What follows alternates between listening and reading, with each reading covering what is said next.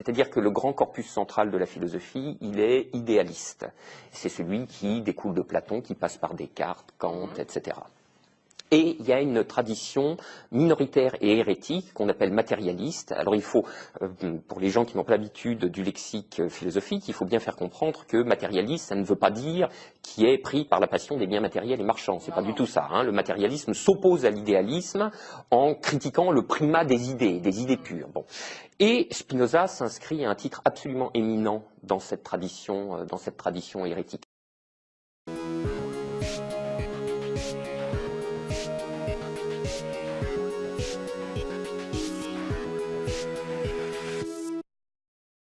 En général, les gens qui se préoccupent le plus de l'état du monde s'en tirent par des appels à la vertu. Mais c'est évidemment un rêve de singe, c'est une pure chimère. Ce qu'il faut bien comprendre, c'est que les individus se comportent toujours comme les contraintes dans lesquelles ils sont plongés les conduisent à se comporter, et pas autrement. Alors, je ne sais pas si vous vous souvenez, en 1999, la Société Générale, BNP et Paribas s'étaient entredéchirés à belles dents. Et ça m'intéressait beaucoup, puisque à cette époque, je travaillais sur le capitalisme financiarisé sous domination actionnariale, et que dans ce type de capitalisme-là, l'OPA, ou le conflit d'OPA, encore mieux, est vraiment, c'est un moment haut en couleur. Donc je m'intéressais à ça et je cherchais quelles pouvaient bien être les forces motrices qui étaient derrière les comportements qu'on voyait à l'œuvre de nos chers banquiers. Et je veux dire, en creusant cette affaire, il m'est rapidement apparu que la réponse qui était spontanément donnée par la théorie économique, mais aussi par toute une sociologie, hein, notamment weberienne, à savoir les agents sont mus par le mobile de la maximisation du profit, c'était pas du tout ça qui était à l'œuvre. C'était des forces d'une toute autre nature et qui avaient à voir avec vraiment d'autres choses. Alors d'autres choses comme résister à l'absorption, se maintenir dans la souveraineté, étendre les limites de l'empire, pousser le geste conquérant un peu plus loin, etc., etc.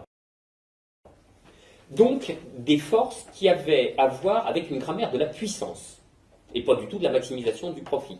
Je ne dis pas que les capitalistes ne sont pas mus aussi par la maximisation du profit, mais il y a bien des cas où ils sont capables d'y renoncer dans une certaine mesure, pourvu que ça leur permette d'assouvir des pulsions peut-être plus fondamentales, et dont la maximisation du profit est un dérivé. Dans la philosophie de Spinoza, il y a le conatus. Alors oui, le conatus, éthique 3.6, chaque chose autant qu'il est en elle, s'efforce de persévérer dans son être. In suo esse perseverare conatur. Voilà, le conatus, c'est l'effort que chaque chose déploie pour persévérer dans son être. Le conatus, c'est vraiment, c'est l'un des instruments, pas le seul hein, chez Spinoza, de la rupture avec la pensée humaniste qui a à voir avec la métaphysique du sujet. Donc la métaphysique du sujet, finalement, c'est la façon dont tous nous nous rapportons spontanément à nous-mêmes. Alors, nous sommes libres et autodéterminés, et nos esprits commandent à nos corps. C'est de cela que Spinoza prend le contre-pied radical. Alors c'est pour ça que c'est une philosophie qui est d'abord très très déconcertante. Hein. Je veux dire, l'idée que si je fais ça, c'est parce que mon esprit a commandé à mon corps de lever alors le bras crac crac crac, et puis ça monte, etc. Mais c'est toujours, c'est under control, hein, vous voyez. Pas du tout. Ça n'a rigoureusement rien à voir pour Spinoza. Donc là, il y avait quelque chose de fascinant. Et en effet, le spinozisme est, alors j'allais dire un anti-cartésianisme, mais c'est plutôt un anti-Descartes. Hein. C'est compliqué ça. Si vous voulez, le cartésianisme, ça se définit pas seulement par Descartes, ça se définit par le problème général que pose Descartes. C'est pas pareil. Hein. Le problème général que pose Descartes, et qui donne naissance au cartésianisme, c'est le problème de l'union d'une âme et d'un corps. Des rapports d'une âme et d'un corps. Voilà, ça c'est le cartésianisme. Et à cette question-là, sous quelle modalité entre en rapport une âme et un corps, à ce problème cartésien, Descartes lui-même a apporté sa réponse. Mais il y a d'autres cartésiens qui ont apporté de toute autre réponse. Malebranche, Leibniz et Spinoza. Donc on peut dire que Spinoza est un cartésien en quelque sorte, au sens où il hérite du problème fondateur du cartésianisme, Mais c'est pas du tout un cartésien, c'est même un anti-cartésien au sens où il lui donne une réponse qui est aux antipodes de celle que Descartes fournit lui-même. Bon, j'entre pas dans les détails de cette réponse, c'est un petit peu compliqué, mais l'idée générale est la suivante, vous l'avez déjà compris. Il n'y a aucun libre arbitre. Le déterminisme règne partout. Alors il y a une phrase dans la préface de la troisième partie de l'éthique qui donne le ton, qui dit « L'homme ne saurait être considéré comme un empire dans un empire ». Si vous voulez, qu'est-ce que ça veut dire? Il y aurait l'empire général de l'univers et de la nature, régi par des lois qui stipulent certains enchaînements de causes et d'effets. Donc dans cette région-là de l'univers, le déterminisme règne, mais à l'intérieur de l'univers, il y a une enclave particulière qui est le monde humain. Et alors ça fonctionne plus du tout pareil. Le monde humain, c'est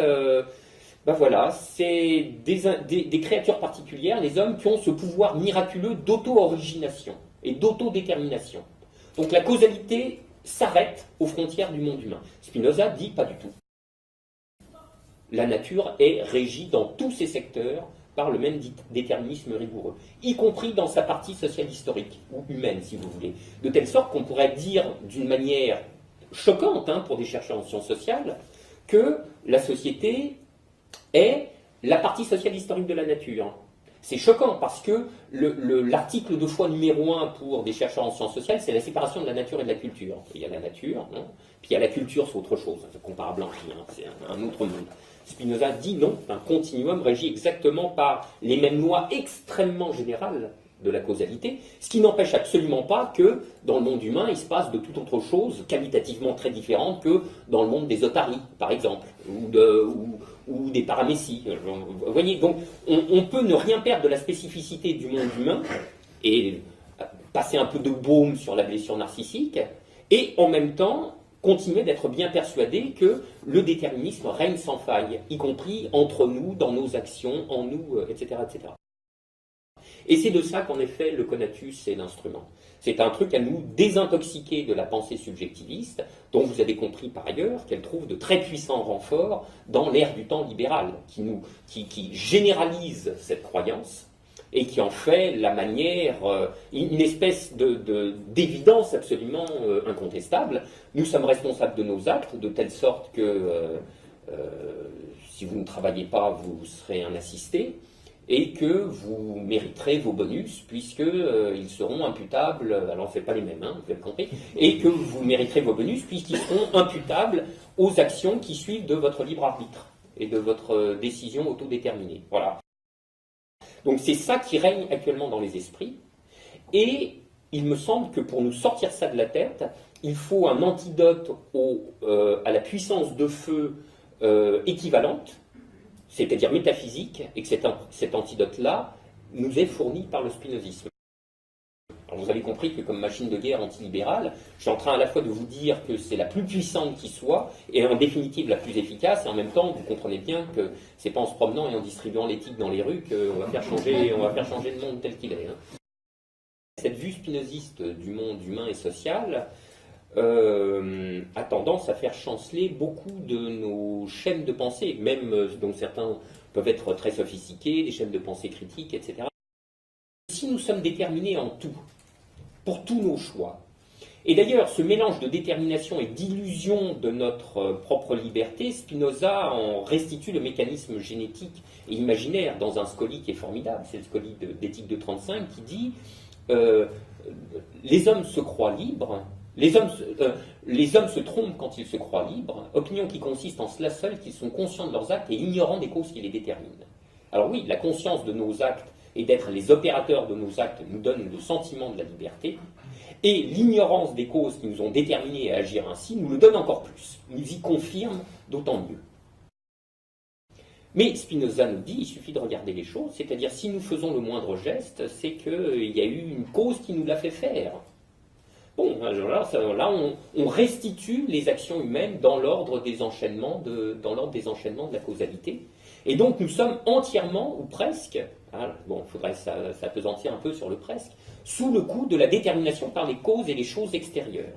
C'est-à-dire, dans le lexique spinoziste, nous sommes passifs. Alors, vous voyez bien, le mot passif chez Spinoza ne veut absolument pas dire ce qu'il dit dans son sens commun. Passif, ça ne veut pas dire qu'on reste à ne rien faire. Passif, ça veut dire qu'on fait des choses mais qu'on les fait sous l'empire de détermination par des causes extérieures. Et quelles sont ces déterminations? C'est des affects. Ce sont des affects qui orientent nos élans de puissance, le conatus, dans telle direction ou dans telle autre, et qui spécifient ou qui déterminent cet élan de puissance comme désir de poursuivre tel objet ou tel autre, de faire ceci ou bien cela. Mais alors dans ce cas-là, l'aliénation ou la servitude, comme dit Spinoza, la servitude est notre condition humaine inexpiable. Nous ne pouvons rien faire qui ne doive en partie à des causes extérieures. Donc nous sommes toujours dans la servitude passionnelle. L'aliénation, ça n'est pas autre chose, c'est l'autre nom de la servitude passionnelle. Et donc même quand nous disons oui à quelque chose, et que nous avons l'impression de dire oui de tout notre cœur, mais nous n'échappons pas à la servitude passionnelle pour autant, car ce oui ne tombe pas de nulle part. Spinoza nous dit, si nous disons oui, c'est que nous avons été déterminés à dire oui. Alors déterminés par plein de choses, par ce qui nous arrive à l'instant, mais également par toute notre trajectoire socio-biographique qui a façonné notre complexion affective, notre complexion passionnelle, nous a donné le goût de ceci et le dégoût de cela, de sorte que lorsque ceci nous est proposé, nous disons oui, et lorsque c'est cela, nous disons non, avec l'intention, alors là, dire non, vous voyez, le geste de la rébellion, le geste de la liberté, mais pas du tout. Ça n'est jamais que la servitude passionnelle qui continue de jouer dans une direction ou bien dans une autre. Alors évidemment, c'est quelque chose qui semble un peu déprimant en première instance et qui décourage toutes les illusions lyriques de la liberté, hein, et qui n'arrête pas de se payer de mots. Mais ça, c'est le discours illusoire du subjectivisme et de l'humanisme. C'est celui qui fait en particulier des révolutions de magnifiques moments de la liberté. Comme si le déterminisme pouvait s'interrompre miraculeusement, on ne sait pas par quoi. Mais pas du tout. La révolution, c'est le déterminisme, simplement le déterminisme passionnel. C'est le jeu des affects, mais poursuivi dans une autre direction. Mais rien ne suspend le jeu de la détermination passionnelle des actions humaines. Voilà. Donc, alors, c'est juste, si vous voulez, c'est un petit mauvais moment à passer, mais finalement, ça n'est pas grand-chose. Sachant d'ailleurs que Spinoza nous le dit, nous demeurons de toute manière dans l'ignorance des causes qui nous déterminent. Bon, alors voilà, je veux dire, au moment où nous faisons des choix existentiels, nous avons l'impression d'être libres. Alors si on les considère avec quelques années de recul, on s'aperçoit de tout ce qui a joué et qui a produit le déclic qui nous a fait bifurquer. Bon, cette illusion de liberté, ça n'était qu'une illusion, et puis la bifurcation a été prise quand même, et c'était bien. Et quand la révolution arrive, c'est bien, mais on n'a pas besoin de se raconter des salades à base de libre arbitre. Voilà. Alors, pour ce qui est de l'aliénation, en effet, finalement, nous sommes tous aliénés, nous sommes tous dans la servitude passionnelle. Alors évidemment, le premier écrit dit tout de suite, mais quand même, comment peut-on tenir une telle position qui arrive à indifférencier toutes les actions et toutes les situations dans la servitude passionnelle, là où quand même on voit bien qu'il y a des situations qui valent mieux que d'autres. Mais ça, Spinoza ne le nie absolument pas. Spinoza ne nie absolument pas qu'il y ait des différences. Simplement, il déplace celles que nous faisons spontanément. Et au lieu de s'en tenir à la différence illusoire de l'aliénation et de la liberté, ou de la servitude et de l'authenticité du sujet, il produit la différence, qui est bien plus importante, de la servitude joyeuse et de la servitude triste. Nous sommes tous assujettis. Nous sommes assujettis aux passions et aux affects. Mais entre assujettis joyeux et assujettis tristes, pour le coup, ça fait de fameuses différences. Alors pour le coup, est-ce que lorsqu'on est dans ce régime d'affect, de puissance et de passion, la seule manière de déterminer les choses est de l'ordre du gradient et non plus du nominalisme? Et donc la différence par exemple que Spinoza établit entre affect triste et affect joyeux, est-ce qu'elle est propre à chacun? Est-ce qu'il y a finalement une espérance ou l'affirmation d'un sens commun dans la détermination de ces affects tristes et joyeux qui permettrait finalement de se repérer et peut-être d'échapper effectivement à une forme d'indifférenciation? Oui, c'est vraiment une très bonne question ça. Voilà. Non, le triste et le joyeux n'est pas le même pour tout le monde. C'est évident. Il y a un concept qui est très important chez Spinoza, qui est le concept d'ingenium. Alors, le concept d'ingenium, on pourrait le traduire par complexion passionnelle. L'ingenium, si vous voulez, c'est l'ensemble de mes susceptibilités affectives. C'est ce qui fait que je vibre à telle chose de telle manière et pas à telle autre. Alors Spinoza a une formule un peu comique pour illustrer le point dans la préface d'Éthique 4. Il dit « La musique est bonne pour le mélancolique, mauvaise pour l'endeuillé, ni bonne ni mauvaise pour le sourd. » Donc vous voyez, ça c'est intéressant, c'est-à-dire vous avez une même affection, une même chose extérieure. Bon, cette même chose extérieure qui est au principe d'une affection, c'est une rencontre si vous voulez, va produire des effets très différents selon la constitution affective qu'elle va traverser. Alors, donc au départ, on ne peut pas supposer que les complexions affectives soient semblables. Et en fait, cette homogénéité est considérablement réduite. Et c'est là que c'est le travail de la sociologie. Nos expériences qui laissent des traces en nous et qui façonnent notre complexion affective, nos expériences, elles sont pour une bonne part homogénéisées par groupes sociaux, parce que ce sont des expériences qui sont liées à notre situation matérielle. Je veux dire, je vais reparcourir des trivialités totales, mais si vous êtes fils d'ouvrier, vous n'avez pas fait les mêmes expériences que si vous êtes fils d'universitaire. Et partant, vous n'avez pas pris les mêmes plis. De sorte que vos sensibilités affectives ne seront pas les mêmes. En matière de nourriture, en matière de culture, en matière de voyage, d'habillement. Enfin, c'est pas la peine que je vous fasse un dessin. C'est trivial, toutes ces choses-là. Cette histoire de la complexion biographique de l'ingénium n'empêche pas que même à l'intérieur des groupes sociaux, il y a de la variance, il y a des différences. Parce que vous ne trouverez jamais deux individus qui ont fait exactement les mêmes expériences, aussi proches soient-ils dans le même groupe social. Par exemple, dans une même famille. Et par-dessus ces mécanismes sociologiques, il y en a un qui est encore plus puissant. C'est le fait que nous vivons dans des communautés politiques. Alors l'État-nation, ça c'est un producteur d'homogénéité qui est alors surpuissant. Évidemment, ça ne nous homogénéise pas en tout, mais ça nous homogénéise pour plein de choses. Dans le champ social, dans une société, pour revenir sur la question des goûts, il y a des goûts qui sembleraient sont plus légitimes que d'autres, oui. En tout cas qui s'inscrivent, qui cherchent à s'objectiver, qui passent par des vecteurs, des médiums qui vont être générateurs de puissance en quelque sorte. Oui, oui, oui. Alors là, la valeur, c'est vraiment, ça fait partie aussi des grands trucs que Spinoza met par-dessus tête. Hein. Ça, alors il faut que il y a un scoli c'est le scoli de la 9e proposition de la 3e partie de l'éthique qui dit ceci. Qui dit, nous ne poursuivons pas une chose, ne la voulons pas, ne la désirons pas parce qu'elle est un bien, mais au contraire, nous ne disons qu'elle est un bien que parce que nous la poursuivons, la voulons et la désirons. Alors ça, c'est une proposition, si vous voulez, c'est un point de bascule, hein, ce truc. Parce que ça renverse complètement les liens qu'on établit spontanément entre désir et valeur, en nous disant ceci. Loin que le désir se règle sur des valeurs préétablies, préexistantes, et qu'il n'aurait en quelque sorte qu'à reconnaître, ce sont au contraire les investissements du désir qui sont créateurs de valeurs. C'est parce que nous avons été déterminés affectivement, pour une raison ou pour une autre, à poursuivre telle chose, que nous disons qu'elle est un bien, et que nous disons qu'elle est une valeur. Dans ce cas-là, à chacun sa valeur. La valeur est à la mesure de chaque individu. Donc il n'y a même pas de système de valeur. Il n'y a qu'une infinité pulvérisée de valeurs en conflit. Sauf que, de même, il va y avoir de puissants mécanismes sociaux de réduction de l'hétérogénéité des jugements de valeur. Alors d'où ça va venir, ça ? Ça va venir d'effets, ça peut venir d'effets d'imitation, mais ça vient surtout d'effets d'autorité.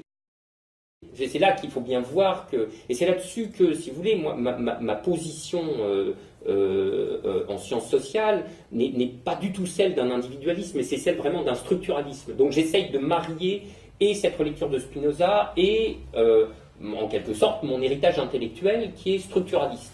Donc, il y a des choses qui dépassent les individus.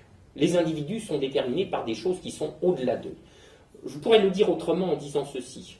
La société n'est pas un plan horizontal, il y a du vertical, il y a des choses qui vous tombent dessus du haut. Hein. Alors attention, hein, c'est un haut qui prend naissance dans le bas, c'est ça qui est compliqué aussi. Voilà. Chez Spinoza, l'immanence est complète. C'est-à-dire ça ne vient pas du ciel et des nuages, hein, les effets d'autorité. C'est une puissance supérieure à la nôtre, mais en dernière analyse, dit Spinoza, cette puissance, elle vient de la multitude elle-même. C'est la multitude qui agrège, qui compose les puissances individuelles en une puissance collective qui s'élève au-dessus des parties constituantes et qui retombe sur elles alors même que ce sont ces partis qui lui ont donné naissance.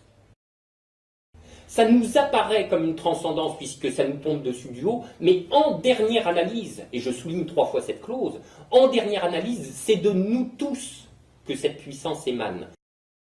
Donc il y a des effets d'autorité, pas seulement d'origine étatique, mais des effets d'autorité symbolique, qui proviennent de concentration de puissance sociale, qui disent le vrai. Bon, alors, mais ça ne veut pas dire que le vrai dit par les autorités sociales ou symboliques, ou la valeur, pardon, que la valeur dite par les autorités sociales et symboliques soit de la valeur vraie. C'est simplement une puissance supérieure qui a pu les affirmer avec plus de force que des particuliers. Mais, je veux dire, les conflits de valeurs restent toujours ouverts. On n'en a jamais fini avec les affirmations ou les assertions de valeurs. Il suffit qu'une puissance concurrente se forme pour dire « mais non, cette valeur-là est frauduleuse, et c'est celle que je défends moi qui vaut vraiment », et le conflit est aussitôt relancé.